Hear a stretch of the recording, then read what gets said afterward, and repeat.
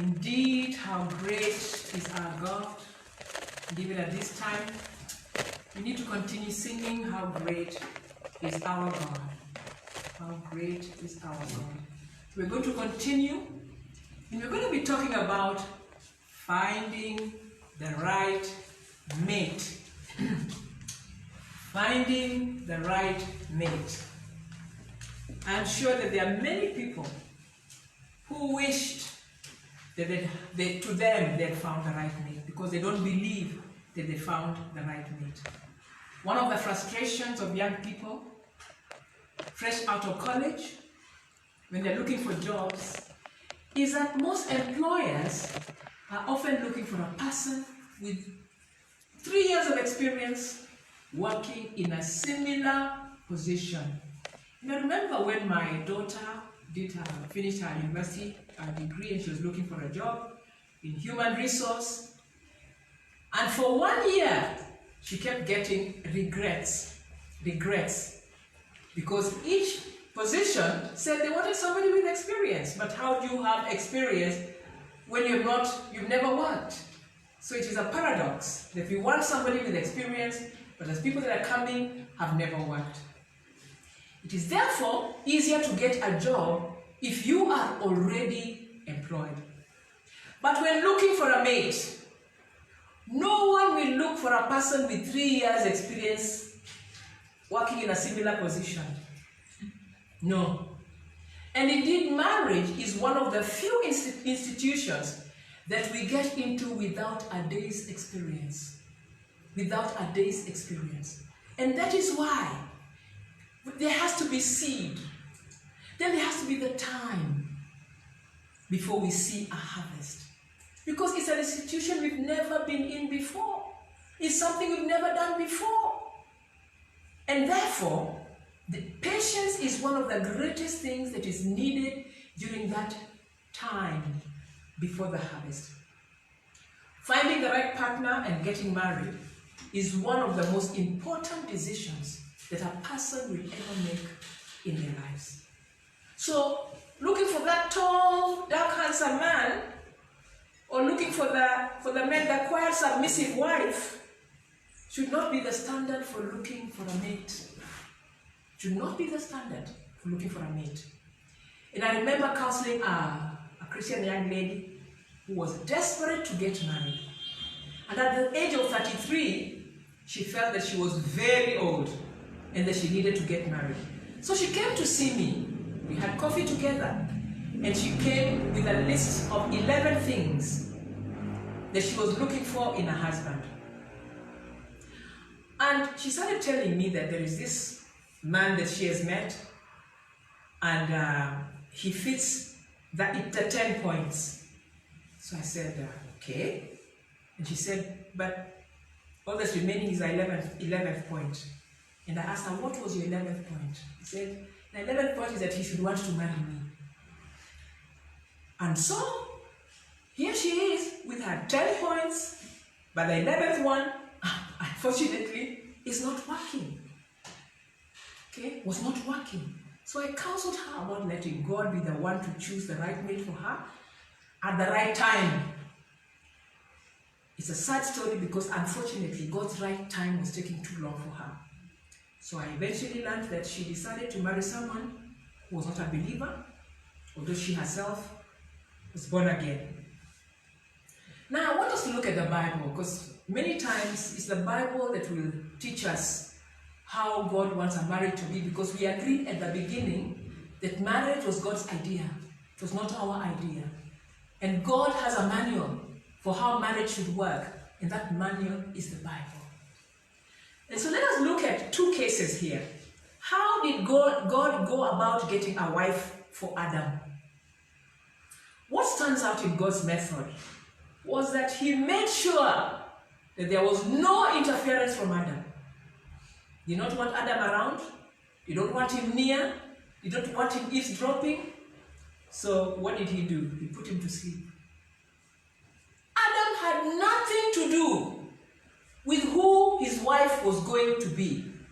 It was purely God's choice, purely God's decision. And why did God make Eve out of Adam's rib? Why couldn't he have made Eve out of Adam's elbow? Or out of his knees? Okay? I will read for you from the book, something that is quoted here. It says, one person has said that God made the woman out of Adam's rib because that was close to his heart and under his arm, so that he could love and protect her.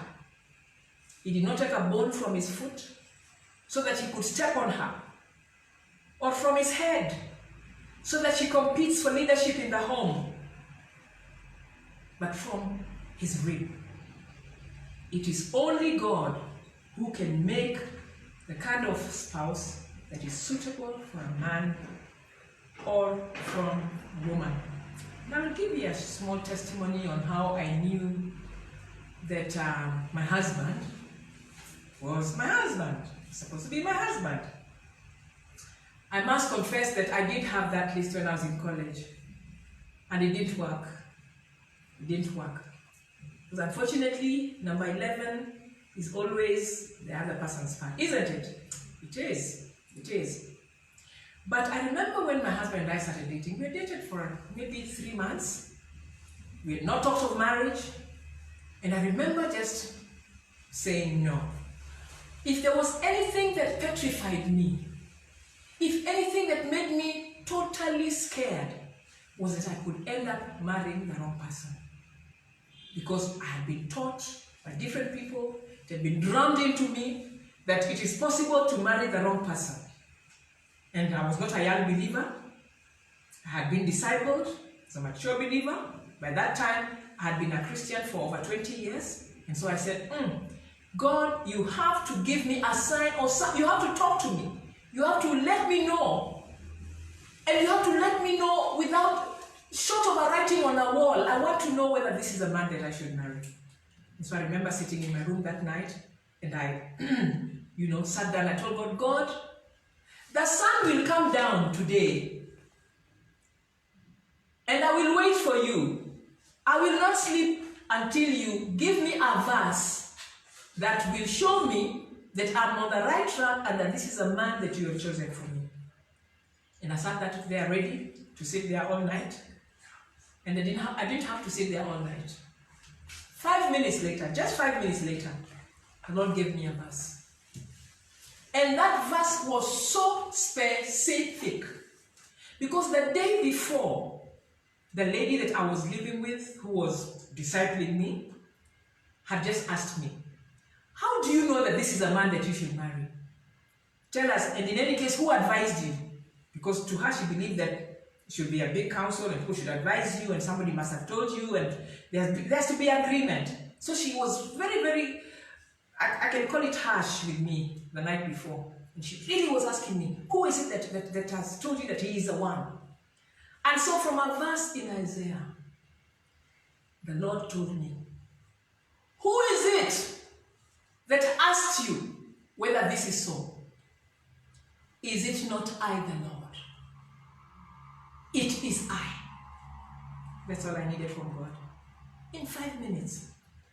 The interesting thing is that same night, my husband, then my boyfriend, fiance, because we really did want to get married, he was also praying and asking the Lord to give him a verse to prove to him that I am the woman that he should marry. It doesn't work like this for everybody, but this is how it worked for us. And so the next day we met, and he shared first, and he told me, well, those days he called me babe. Where that name went, I don't know. But he said, babe, yesterday I was praying, and I asked the Lord. It's funny, so it's okay, we can laugh. We can laugh. We can laugh. And I know my husband could be watching this, but really you have to tell me when I come back home where the name babe went. Okay? He says, babe, I was praying yesterday, and the Lord gave me a verse, and I want to share that verse with you. And the verse is from Revelations. Revelation. I've always been told it's not Revelations with an S, it's Revelation.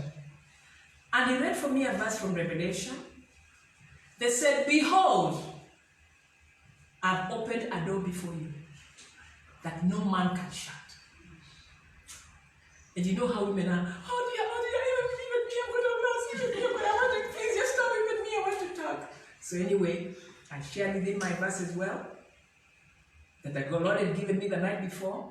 And it wasn't a coincidence. That was God's leading. God is faithful. And when he knows that we genuinely are asking him to tell us if this is the person that he wants us to marry, he will always let us know. He will always let us know. But many times, let me tell you why people do not ask God. Because we have a suspicion that he might say no. We have a suspicion that he might say no. Because already we are not confident in ourselves. And we are thinking, if I involve God, singlehood for the rest of my life. God is faithful. God is faithful. And let us trust him.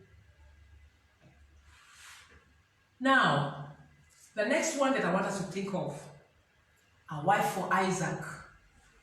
We've seen what God did. What God did to get a wife for Adam. Let us see what God did to get a wife for Isaac. To get a wife for Isaac, God recruited 2 people and angels.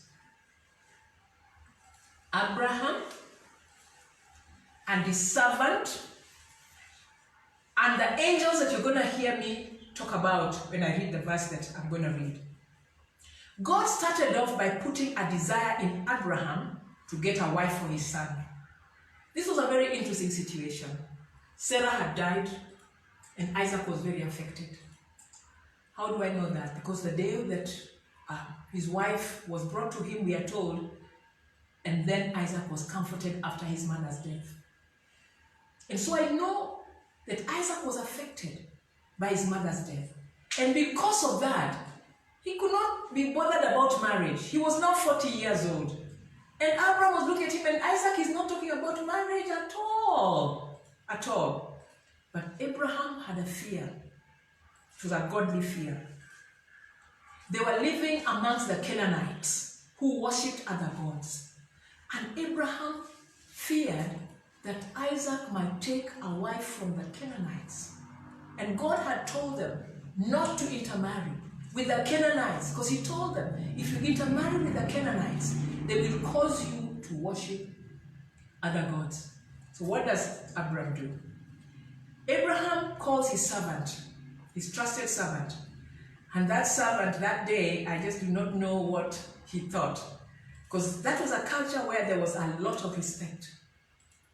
And Abraham tells this man, can you put your hand under my thigh? Can you put your hand under my thigh? And many times I've asked myself, what would I do if that was me? And this man thought, Abraham has lost it. The way I respect you. Then Abraham goes on, and we read in Genesis 24, verses 3 to 4. And Abraham says, I want you to swear by the Lord, the God of heaven and the God of earth, that you will not get a wife for my son from the daughters of the Canaanites among whom I'm living, but that you will go back to my country and to my relatives and get a wife for my son Isaac. Because he knew that if Isaac got a wife from amongst his relatives, he would get somebody who fears Jehovah God. So I'll talk to Christian parents here. How concerned are you that your children marry someone who is a believer in Jesus Christ? How concerned are you? We see how concerned Abraham was.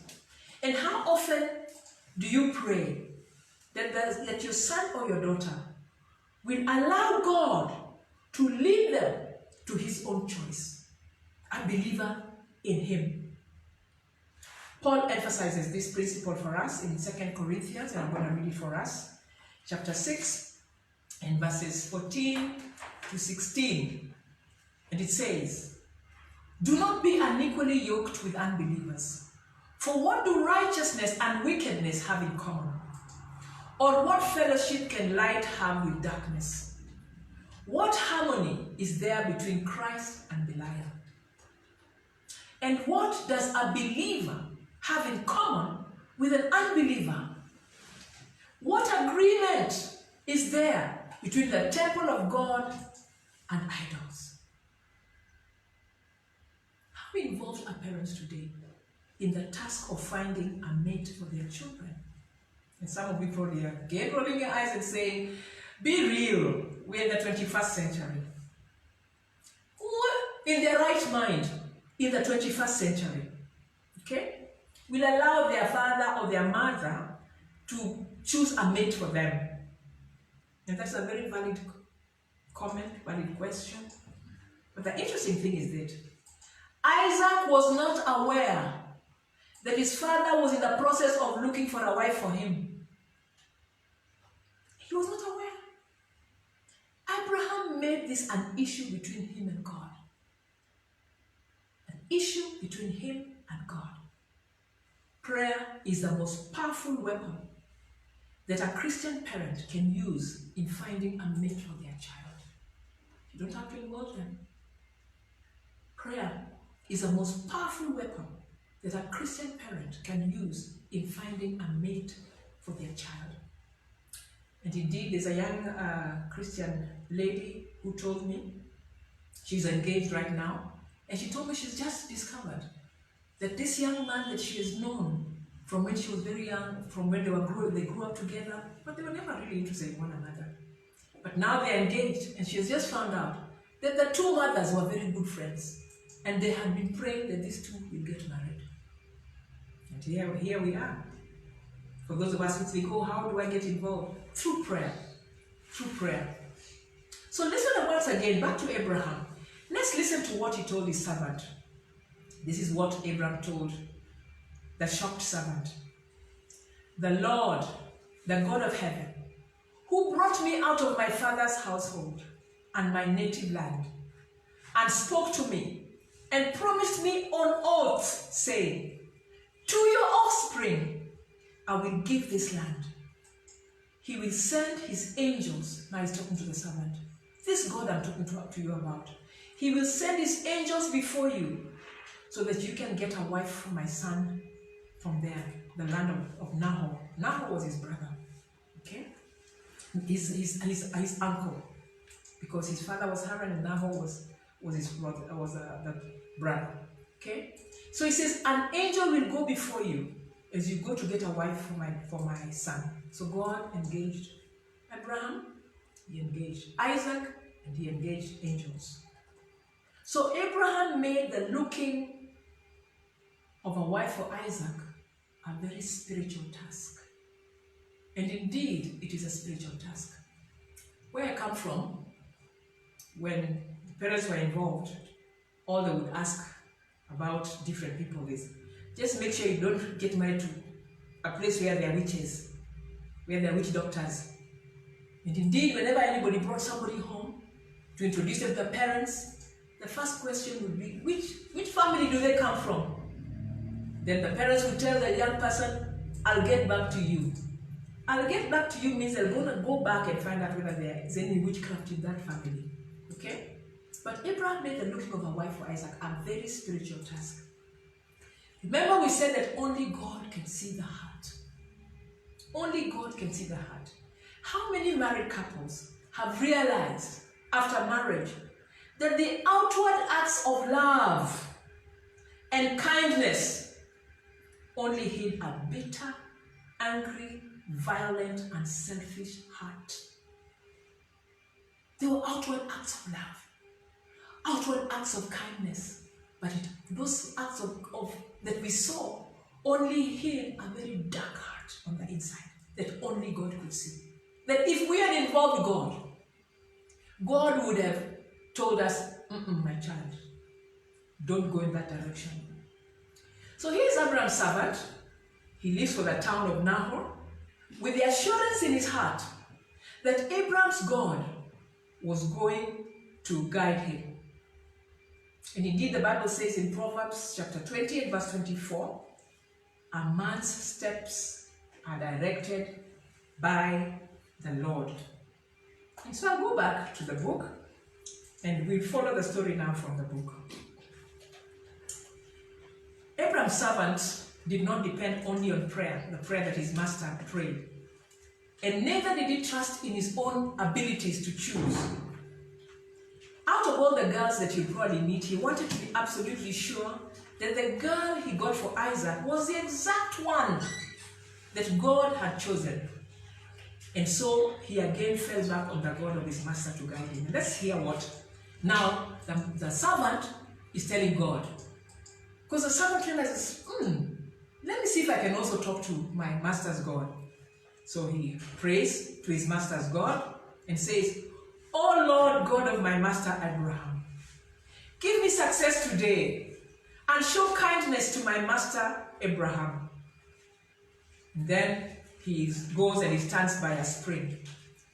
And he says to God, "See, I'm standing beside this spring, and the daughters of the townspeople are coming out to draw water.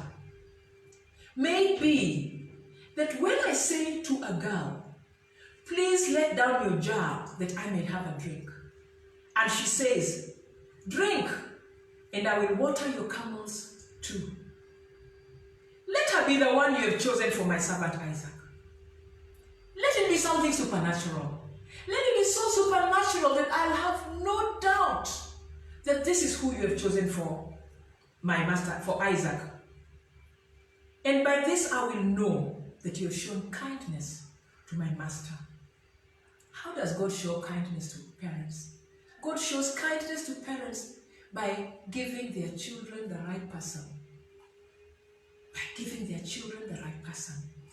They're showing kindness to us. So, did God work with the servant, or did the servant work with God to fulfill his purpose? I want us to know that there was a purpose that Isaac needed to fulfill. Isaac was the offspring through whom Israel was going to be born. And so God had a purpose with Isaac. And this purpose, God could not leave it to Abraham and to his servant. God himself was the one in charge. God himself was the one who was working. So they were working with God's purpose. And many times a lot of people do not realize that in God bringing two people together, there is a higher purpose that he has for that marriage. And there was a higher purpose that God had for this marriage, other than just that Isaac should not marry a Canaanite. But if Isaac had married a Canaanite, he would have diluted the seed that God needed to bring the Israelite people into the promised land. Okay? We are told that Rebecca comes running, and she comes, and we're told she was a fine lassie, the way the British would say, a fine lass. And Rebecca offered him a drink, and then Rebecca said exactly what he asked God that the person should say, and I will also water your camels. Now, if that was me, it would be a wrap. Can we just go right now to your parents and you pack your things and we go? But listen to what Genesis 24:21 says. Without saying a word, the man watched her closely to learn whether or not the Lord had made his journey successful. What did he do? He realized that there was another criterion that he needed to find out, because number one, he has asked God that he should water the camels, but he also realized that the family she came from was supposed to be the relatives of Abraham. So what does he ask Rebecca? Genesis 24, verses 23 and 24. Whose daughter are you? And she answered, I am the daughter of Bethuel, the son that Milcah bore to Nahor. Then the man bowed down and worshipped the Lord. Whenever the purposes of God are fulfilled in bringing two people together, the result is worship of God. We are told that he bowed down and he worshipped the Lord, saying, "Praise be to the Lord, the God of my master Abraham, who has not abandoned his kindness." You remember the word kindness again? "And faithfulness to my master. As for me, the Lord has led me on the journey to the house of my master's relatives." And so up to this point, it may seem like, but what about Rebecca? Does God ever give us a choice? Does God give the woman a choice in who she's going to marry? So up to this point, it may seem like Rebecca had absolutely no say whether she should be Isaac's wife or not. Yet we must remember that God respects the free will of every individual. Even when God has chosen a mate for somebody, he will never force that individual to marry the person. And that is very, very scary. Because we always imagine, oh, if it is of the Lord, I'll just sit here and automatically the person will come to me. No. Once the Lord has shown us that this is a person through whom you will accomplish the purpose that I want for your marriage, we still have to make a choice. And this is why some people have actually ended up not marrying the person that God had chosen for them. Because they said no, simply. Why? Maybe they looked at the appearance. Maybe they looked at the height and said no. They've trusted in their own understanding instead of seeking God's will on the matter. But just remember that Abraham had already thought about this possibility. So as soon as he was confronted with the task of finding a wife for Isaac, let's listen to what the servant asked Isaac before he left. This is just Genesis 24 and verse 5. "What if the woman is unwilling to come back with me to this land?" Something that was discussed. The privilege of saying yes or no to a marriage proposal should be the right of every woman. And God makes it the right of every woman to say yes or no to a marriage proposal. But unfortunately, in some cultures, marriages are arranged and the women have to comply with the wishes of the parents, whether they like it or not. But Rebecca had a choice. And Abraham also respected the wishes of his prospective daughter-in-law. He was aware that even if the girl was the one God had chosen, she had the right to accept or reject the proposal. So let us listen to his response. Now we read the servant's question again. "What if the woman is unwilling to come back with me to this land?" This is Abraham's response. "If the woman is unwilling to come back with you, then you will be released from this oath of mine." Wow. Wow. If the woman is unwilling, although it is God's choice, but she's unwilling, do not force her. Do not force her. So when Abraham's servant asked to leave immediately with the girl, so if you read the story, you'll find out that Abraham comes back home with Rebecca, and they're so excited. They're asking, "Oh my goodness, so you know Abraham, you work for Abraham. How is he doing? These are our relatives." So they brought he comes in and the servant wants to leave immediately with Rebecca. But the relatives, where relatives also come in, because there are people who also say, "I will get married. My relatives have got no say in this. It is me. I have decided whether they like it or not. In fact, they don't have to come to the wedding. It just makes the wedding cheap."